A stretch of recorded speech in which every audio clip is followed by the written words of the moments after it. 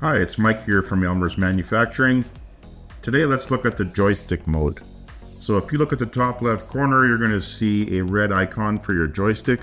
That means your joystick cable has been broken or is disconnected. And you can use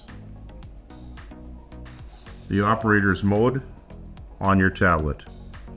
So as you can see here, you can still do auger fold and unfold. You can do gate open and closed. And you can do auger pivot up and down.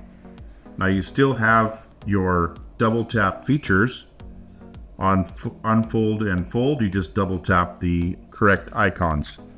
You also have your spout Z and X movements with your virtual joystick. Just use your finger or thumb to move it around where you need it. Press the connect on top to go back to the main page.